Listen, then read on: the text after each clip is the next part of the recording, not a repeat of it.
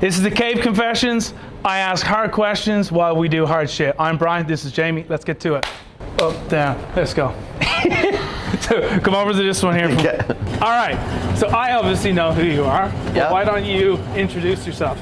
I'm Jamie Kozub from Burlington, 3 boys, proud dad, busy entrepreneur, and try and do my thing to get back to the community and run a couple charities. Something I've asked everybody is if you were to describe yourself without business or family, what would be left? Compassionate, humble, care about others more than I care about myself. How many boys? You said you 3 boys? 3 boys, yeah. How old are the boys? 7, 12, and 15. Yeah, so your whole world? Yeah, my whole world, man. Super blessed. I got super lucky with all 3 of them. Is that what spurs you on for the Burlington Dads group? Yeah, for sure. And wanting my kids to see that there's ways that they can get involved and give back. So yeah, having other dads and their families around definitely makes a big difference. How you hold up? Yeah, I'm all good. So if your goal was to go 5K in under 30 minutes, yeah, you're probably looking at running at about 9.5. Yeah. The whole time? Yeah.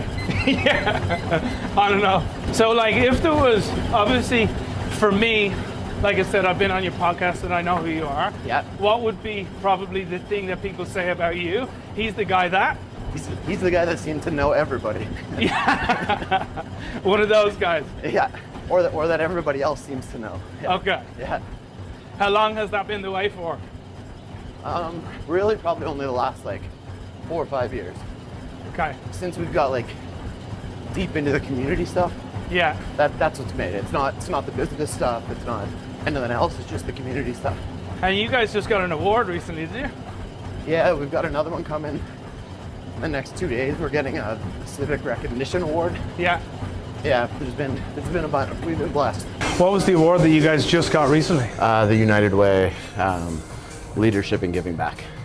Okay. Yeah. Because I wanted to ask you, like, do you consider yourself a philanthropist? That's tough because I guess what we do, we are philanthropists, but I don't see myself at that level being somebody that's a philanthropist. Yeah. There's still so much more to do, so much more to help create and give back. So it's so interesting how you describe that because it's like there's so much more to give. Isn't that exactly what a philanthropist is? For sure, but I think you've got to do it to a certain level and before you can call yourself that. And I'm definitely nowhere near that level yet. Where do you think all the want to give back came from? And hold that thought. Let's go on skier. Yeah. We got to get you into a HYROX race, brother. Really good. Make sure you breathe. We don't want you getting sick this early in the interview. Whew. Feeling good? Yeah, man. It's a tough one, eh? Yeah. So yeah, where did the want to give back come from? Or what? I sense such a strong want to give. So I grew up in Thunder Bay, outside Thunder Bay. We literally had nothing. Mm-hmm. I was blessed to have opportunities to, start a business, grow it, give something to my family that I didn't have, and without other people giving us opportunities and chances, it wouldn't have changed my life, my outcomes. So I want to be able to do that for other people. Yeah. Help change their stars, give them a different opportunity. Unreal. And like, was it just you and your family that got like this break? Like, do you remember I'm fucking gonna get us out of here, or I'm gonna change the narrative here? I just had to bolt, really. Like, I moved out when I was 15. I left Thunder Bay when I was 18. And I had no choice but to do it on my own. So, yeah. I pushed through, found somebody that was willing to take a chance and help me buy my first business. And from there, just, grew it. And without somebody else taking a chance on me and giving me a push, I wouldn't have that opportunity. It's crazy because, like, I moved out when I was 17, and I know what brings you to that moment. And for me, unfortunately, it really wasn't obviously a very positive thing. Right. And like, I'm not sure whether you're willing to talk about it, but like, do you remember the point where you were just like, okay, even as a 15-year-old, it's like, enough is enough? Yeah, so when I was 12, I've got a younger brother who's 3 years younger. My dad ended up leaving Thunder Bay and working basically Monday to Saturday out of town, working construction in the mines and stuff. So it was just the two of us anyway. Yeah. By the time I was 15, I was like, I can't do this anymore. I was living 40 minutes outside of town, trying to go to high school. So I moved into town on my own, went to high school, got a full-time job, and just said, you know, fuck, I gotta change this. There's got to be something better out there. So Yeah. Was it tough? Yeah, for sure. I couch surfed. I lived in druggies' houses. I had to keep my clothes hidden in my car. Like, I couldn't bring them in. I had a couple buddies that let me sleep on their couches for, you know, once in a while, and it wasn't a fun life, man, but I don't regret it at all. Like, Yeah. it taught me, you know, resilience and strength and a little bit of some mental fortitude that you've got to have. Yeah. Do you think you have a chip on your shoulder, or has it turned to something that you use way more positively? I don't really have a chip on my shoulder. I don't regret any of the way that I grew up. You know, my dad had his issues, but he was stubborn as hell, and you know, he might have been strict as hell, and you know, smacked us a couple times, but I don't regret it, and I wouldn't change any of it. Yeah. So I don't have a chip on my shoulder for sure. Smooth, baby. See, even if I wanted to ask something now, it's just too loud. Yeah. But I have an absolute banger to ask you now. The whole, like, not regretting anything, for me, is hugely important, because it's like, I just realized that if these things didn't happen, none of this would have transpired. For sure.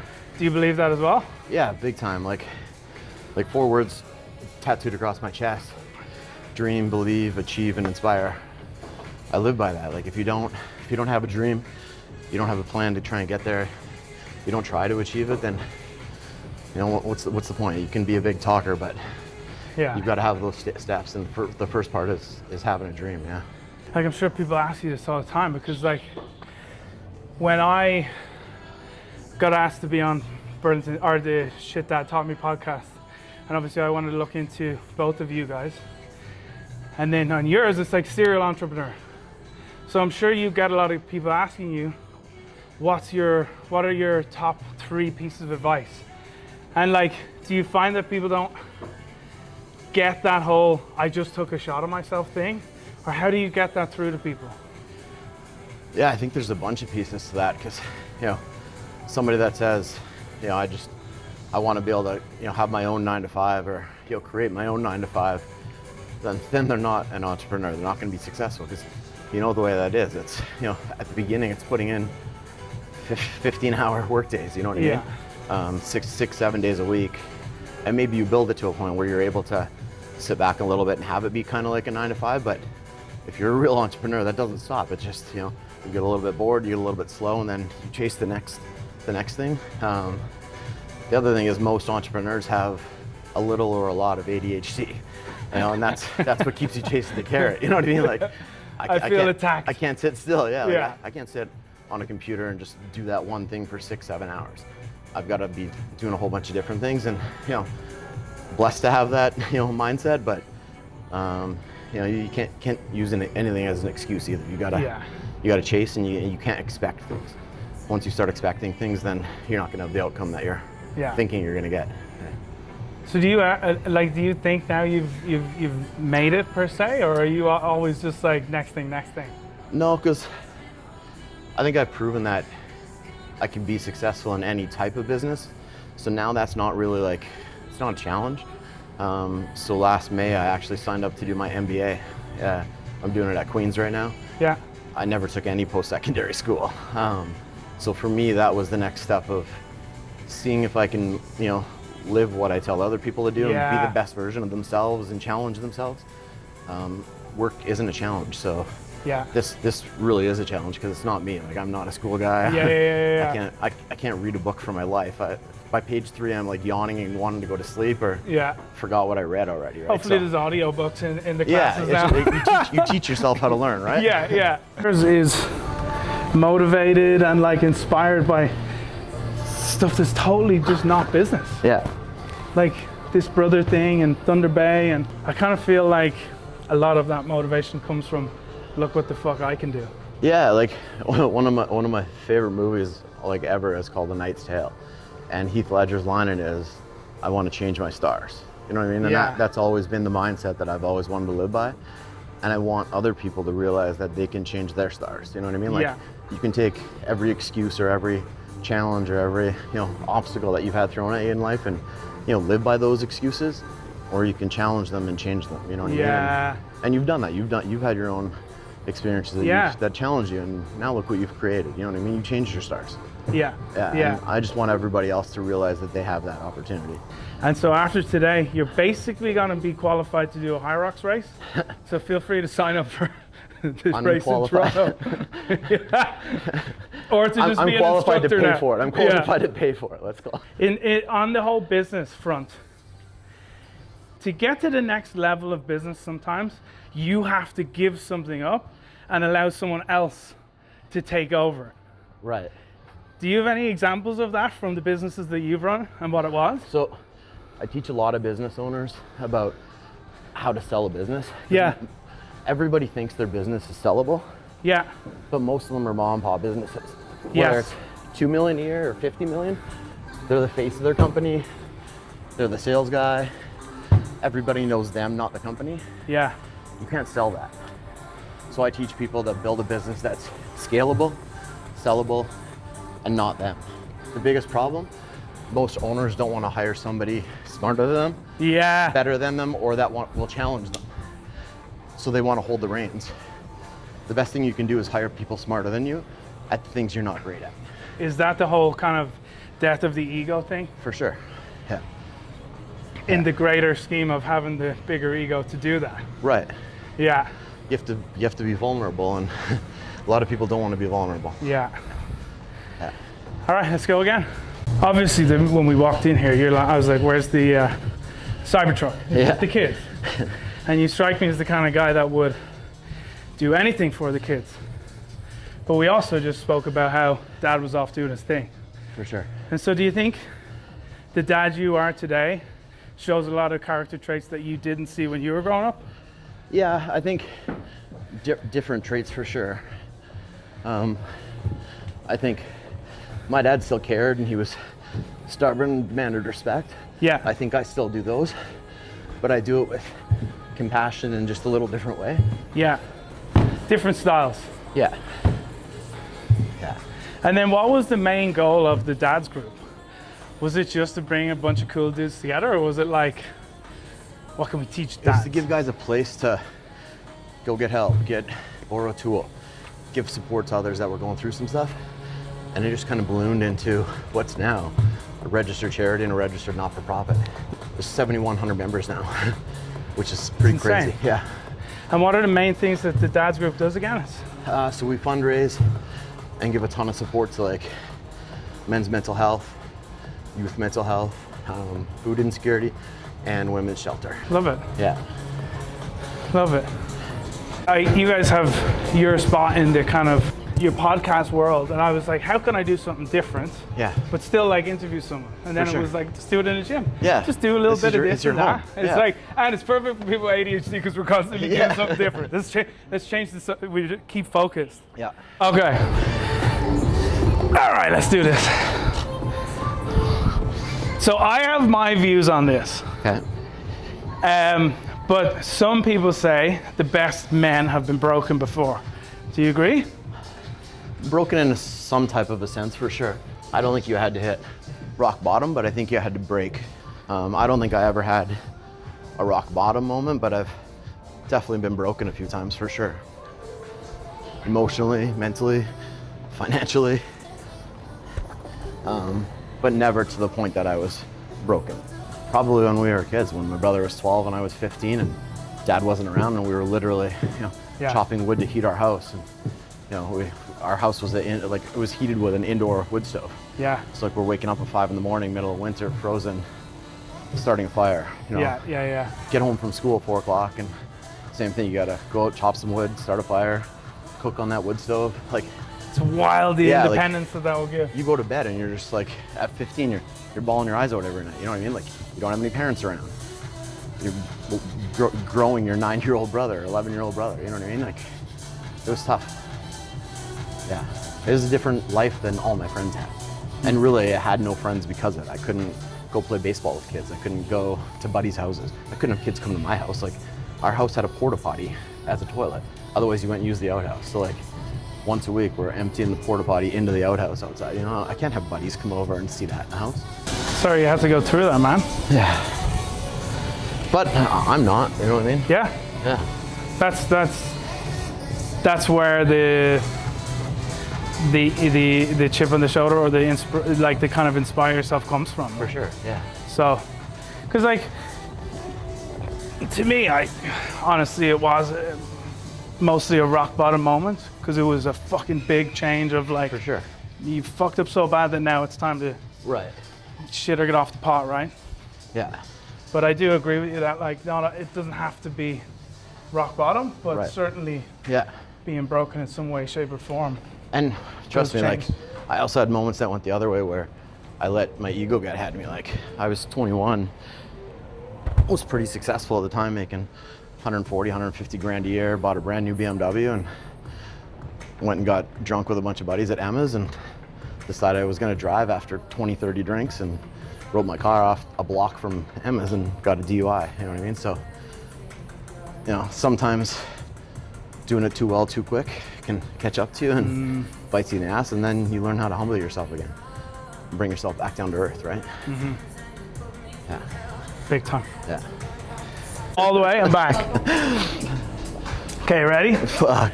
So jump, chest to the floor, up we get. And you have to try and keep up with me. Make sure to breathe. Let's go. We love burpees. All kinds of burpees are the best kinds of burpees. Right, Jamie? Yeah. Love these. Whew.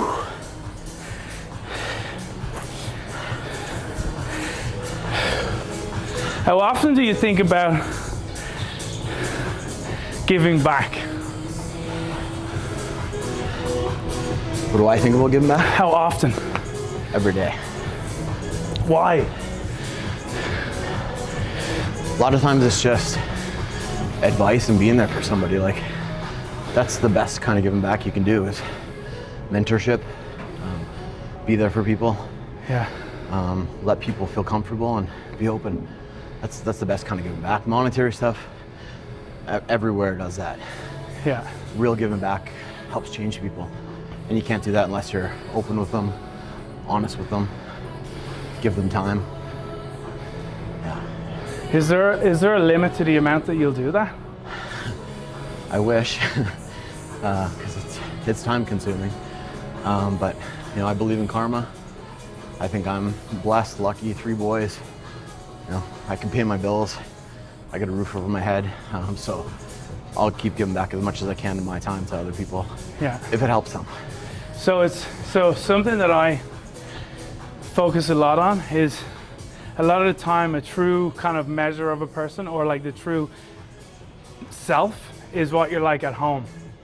So do you think that the outside world Jamie and the inside the house Jamie to the boys matches up? Yeah, I think so.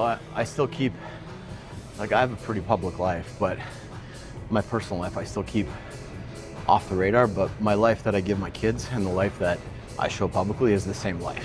Yeah. Moments are different, moments are private, but I teach my kids the same way I would try and teach or talk to somebody else. Yeah. I want them to stay humble.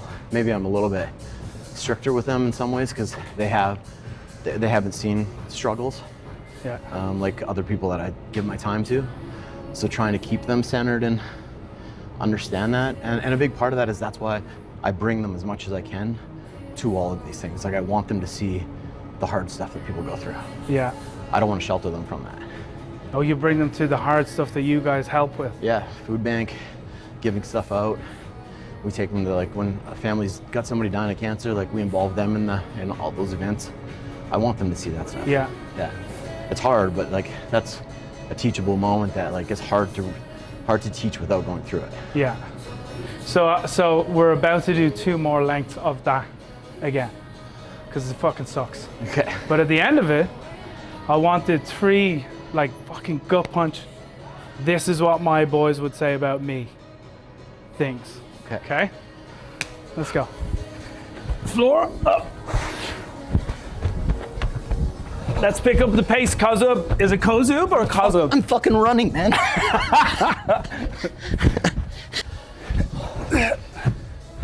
Oh, brutal. And it's kind of... That's it for today? No. It's kind of like... It's almost like a double question, really, because it's like, what would they say about me versus what am I trying to build that makes them talk about me like this? The 3 biggest things that you would hope come out of their mouth. I think my kids would say I'm super loving, that I love them like crazy. I think they'd say I'm fun. I try and do as many fun things as I can with them. And I think they would say that I've got a big heart. Yeah, I think that would be the 3. Do you think at their age right now they're reflecting some of that stuff as well? My oldest? Yeah. Yeah. I don't think my 6 or No. 12-year-old are. A lot of fun though. Yeah. Yeah. So we're just going to do a little segment here, Jamie. Obviously the interviews are powered by Red Bull, as you know. But I wanted to talk about two last things.